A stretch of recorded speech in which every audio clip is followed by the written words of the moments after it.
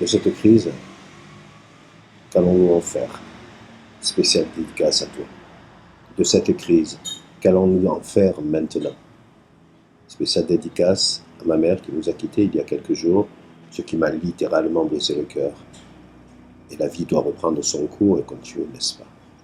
Spéciale dédicace à ton maman, emportée par ce virus, ce confinement, par le désespoir, l'incompréhension et plus largement, spéciale dédicace à notre humanité. Humanité blessée, comme punie, comme meurtrie, par où nous avons tant péché.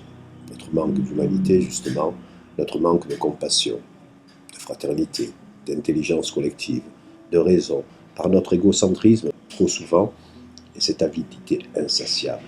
Empêcher maintenant, jusqu'au moindre geste d'affection, pour celles et ceux qui nous sont si précieux. Empêcher d'exprimer jusqu'au moindre geste d'amour envers nos proches, tenus à distance, pour les protéger. Nous dit-on. Aurions-nous un jour imaginé cela? En aurions-nous même un jour accepté l'idée? Tout simplement l'idée. Empêcher, même vis-à-vis de cet autre que nous avions pris l'habitude de ne plus voir, de ne plus entendre, de ne plus regarder, voire même pour certains, par habitude et par jeu. Pour certains d'entre nous, de les dénigrer.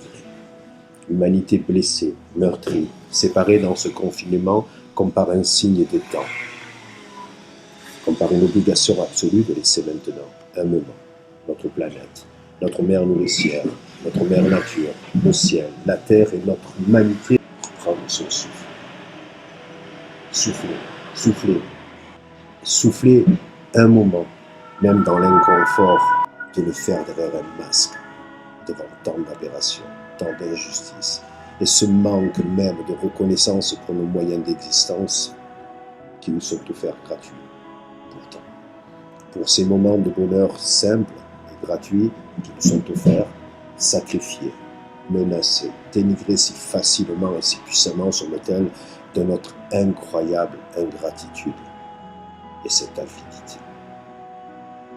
Telle une insulte, ainsi faite à la raison, à cette intelligence dont nous nous targuons et nous flattons pourtant d'en être les plus légitimes et dignes garants, au sommet de notre règne animal. À cette heure historique de la révélation pour notre humanité, pour la toute première fois, effectivement, Google et YouTube répondent à toutes nos questions pour le bien, pour le mal. Annoncerait-elle d'ailleurs l'apocalypse de l'épiphanie?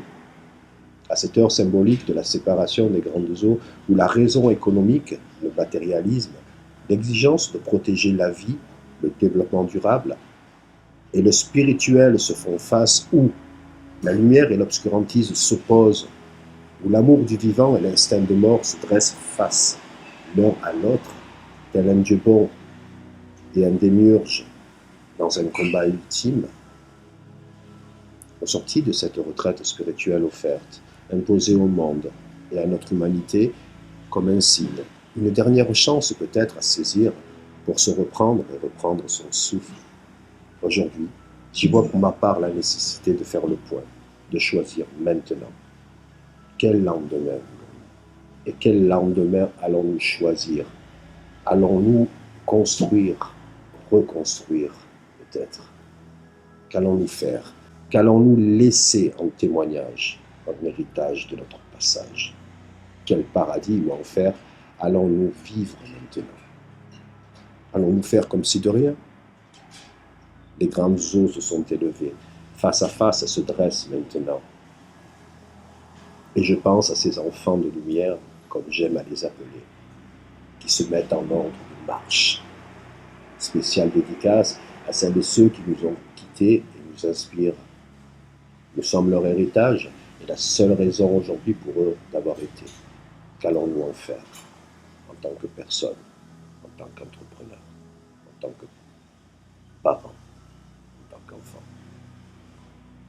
Qu'allons-nous faire maintenant? Allons-nous faire comme si de rien?